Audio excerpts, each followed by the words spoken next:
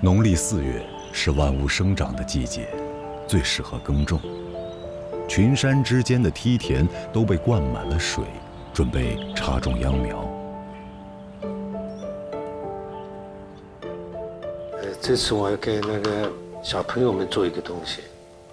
这个呢，我们就是按照这个高度来看啊，它是个笔筒，它也可以算是个玩具。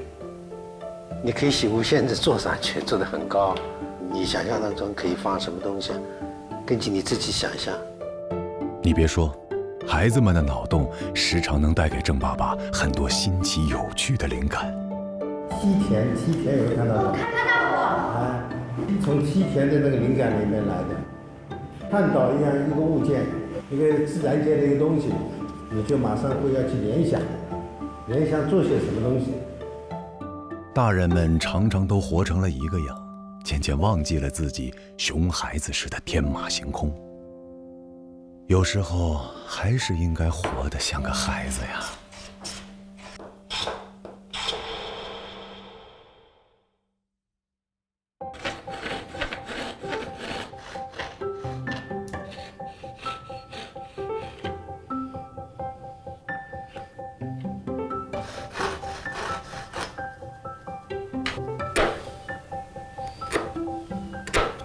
你手摸摸看，你再摸摸看，是不是有高起的、高的，有不高低不平吧？啊，那么高低不平的，我们靠沙子打是打不掉的，那怎么办呢？哎，对，我先给你们搓一个看看啊。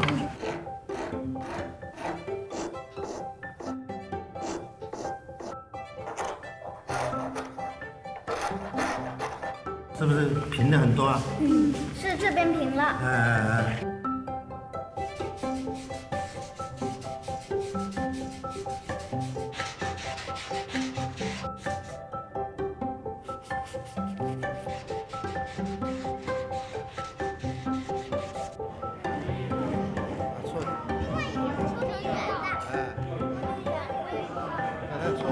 搓掉之后，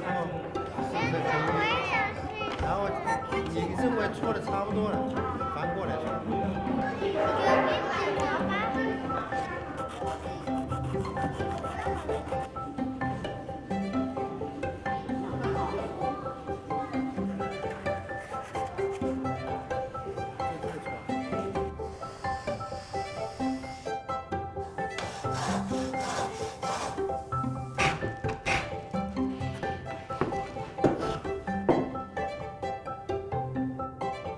然后再把那个角4个角再刨掉，把它基本刨圆，然后用沙子啊什么给打嘛，就圆了嘛。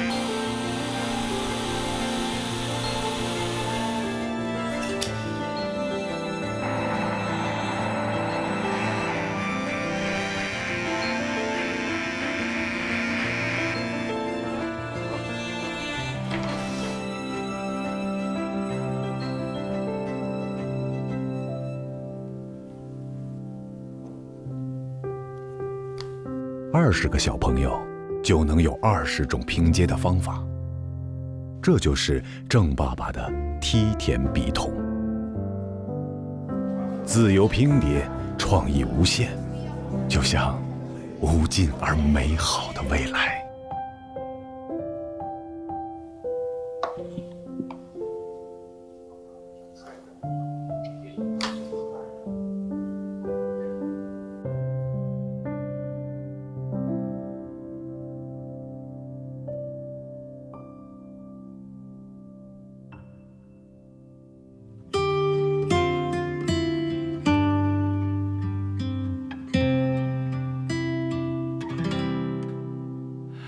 让我再看你从暖风到雨停，慢慢一天放晴，